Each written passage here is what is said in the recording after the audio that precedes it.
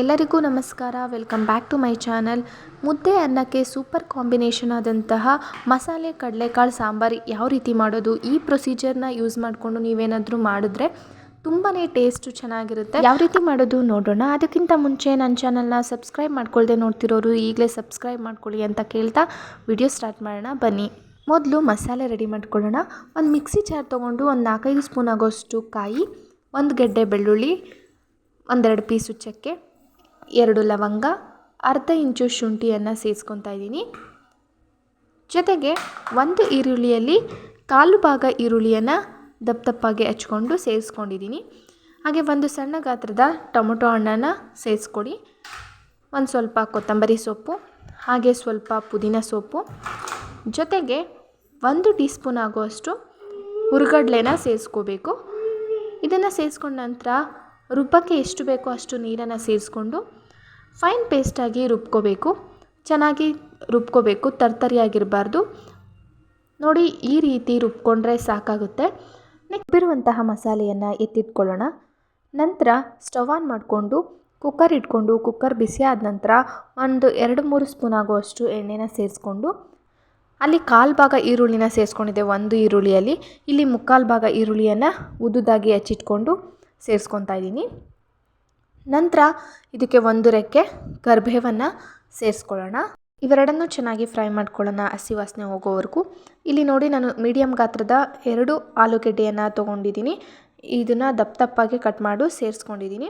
ಇದನ್ನು ಒಂದು ಅರ್ಧ ನಿಮಿಷ ಫ್ರೈ ಮಾಡ್ಕೊಳ್ಳೋಣ. ನಂತರ ಒಂದು ಬೌಲ್ ಆಗೋಷ್ಟು ಕಡಲೆಕಾಳನ್ನು ರಾತ್ರಿನೇ ನೆನೆಸಿಟ್ಟಿದ್ದೆ. ಅದನ್ನು ನಾನು ಮಧ್ಯಾಹ್ನ ಊಟಕ್ಕೆ ಮಾಡ್ಕೊತಾ ಇರೋದ್ರಿಂದ ಅದನ್ನು ನಾನು ಸೇರಿಸ್ಕೊತಾ ಇದ್ದೀನಿ. ನೀವು ಬೇಕಿದ್ದರೆ ಬೆಳಗ್ಗೆ ನೆನೆಸಿಟ್ಟು ನೈಟ್ ಊಟಕ್ಕೆ ಮಾಡ್ಕೋಬೋದು. ಹಾಗೆ ಒಂದು ಸರಿ ನೀಟಾಗಿ ಮಿಕ್ಸ್ ಮಾಡಿಕೊಂಡು ಅರ್ಧ ಟೀ ಸ್ಪೂನ್ ಆಗೋಷ್ಟು ಅರಿಶಿನ, 1 ಸ್ಪೂನು ಅಚ್ಕಾರದ ಪುಡಿ, 1 ಸ್ಪೂನು ಧನಿಯಾ ಪೌಡರ್, 1 ಸ್ಪೂನು ಸಾಂಬಾರು ಪುಡಿನ ಹಾಕ್ಕೊಂಡು ಚೆನ್ನಾಗಿ ಮಿಕ್ಸ್ ಮಾಡ್ಕೊಳ್ಳೋಣ. ನೀವು ಖಾರಕ್ಕೆ ಅನುಗುಣವಾಗಿ ನೀವು ಖಾರದ ಪುಡಿಯನ್ನು ಹಾಕೋಬಹುದು. ಇದು ಸ್ಪೈಸಿಯಾಗಿ ತುಂಬಾ ಚೆನ್ನಾಗಿರುತ್ತೆ. ಅದರಿಂದ ಸಾಂಬಾರು ಪುಡಿ ಹಾಗೆ ಖಾರದ ಪುಡಿ ಎರಡನ್ನೂ ಯೂಸ್ ಮಾಡ್ಕೊಂಡಿದ್ದೀನಿ. ಹಾಗೆ ನಾವು ರುಬ್ಬಿಟ್ಕೊಂಡಿರುವಂತಹ ಮಸಾಲೆಯನ್ನು ನಾವು ಸೇರಿಸ್ಕೊಳ್ಳೋಣ. ಸೇರಿಸ್ಕೊಂಡು ಚೆನ್ನಾಗಿ ಮಿಕ್ಸ್ ಮಾಡಿ ಒಂದು ಕುದಿ ಬರೋವರೆಗೂ ಚೆನ್ನಾಗಿ ಕುದಿಸ್ಕೊಳ್ಳೋಣ. ಅಂದರೆ ಹಸಿ ವಾಸನೆ ಎಲ್ಲ ಹೋಗಬೇಕು. ಆ ರೀತಿ ಕುದಿಸ್ಕೊಂಡಾಗ ಸಾಂಬಾರು ತುಂಬಾ ಟೇಸ್ಟಿಯಾಗಿ ಚೆನ್ನಾಗಿ ಬರುತ್ತೆ. ಹಸಿ ವಾಸನೆ ಇಲ್ಲ ಅಂದಾಗ ನಾವು ಈ ರೀತಿ ಕುದಿಸ್ಕೊಂಡು ಮಾಡಿದಾಗ ತುಂಬಾ ಟೇಸ್ಟು ಡಿಫ್ರೆಂಟಾಗಿ ಚೆನ್ನಾಗಿ ಬರುತ್ತೆ. ಒಂದು ಹಸಿ ವಾಸನೆ ಹೋಗಿ ಘಮ ಬರೋ ಟೈಮಲ್ಲಿ ನಾವು ಎಷ್ಟು ಬೇಕೋ ಅಷ್ಟು ನೀರನ್ನು ಸೇರಿಸ್ಕೊಂಡು ನಿಮಗೆ ಯಾವ ಸಾಂಬಾರು ಕನ್ಸಿಸ್ಟೆನ್ಸಿಗೆ ಬೇಕೋ ಆ ಕನ್ಸಿಸ್ಟೆನ್ಸಿಗೆ ನೀವು ನೀರನ್ನು ಸೇರಿಸ್ಕೋಬೋದು.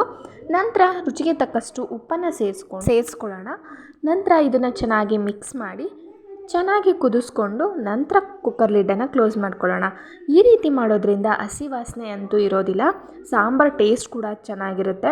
ಯಾವುದೇ ಸಾಂಬಾರು ಮಾಡಿದ್ರೂ ಕುಕ್ಕರಲ್ಲಿ ನೀವು ಈ ರೀತಿ ಕುದಿಯುವಾಗ ನೀವು ಕುಕ್ಕರ್ ಲಿಡ್ಡನ್ನು ಕ್ಲೋಸ್ ಮಾಡಿಕೊಂಡ್ರೆ ತುಂಬಾ ಚೆನ್ನಾಗಿ ಬರುತ್ತೆ ಸಾಂಬಾರು.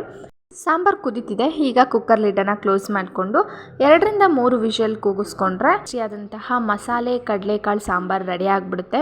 ತುಂಬಾ ಚೆನ್ನಾಗಿರುತ್ತೆ. ನೀವೊಂದು ಸರಿ ಟ್ರೈ ಮಾಡಿ ನೋಡಿ. ಸೇಮ್ ಮಟನ್ ಸಾಂಬಾರು ಥರನೇ ಟೇಸ್ಟ್ ಕೊಡುತ್ತೆ. ಹಾಗೆ ನೀವಿಲ್ಲಿ ಮುದ್ದೆ ಅನ್ನಕ್ಕೆ ಸೂಪರ್ ಕಾಂಬಿನೇಷನ್ ಅಂತ ಹೇಳ್ಬೋದು. ಈ ಸಾಂಬಾರನ್ನೇ ನಾವು ಗಟ್ಟಿ ಮಾಡ್ಕೊತು ಅಂದರೆ ಗ್ರೇವಿ ಟೈಪು ಪೂರಿ, ಚಪಾತಿ, ರೊಟ್ಟಿಗೆಲ್ಲ ತುಂಬಾ ರುಚಿಯಾಗಿರುತ್ತೆ.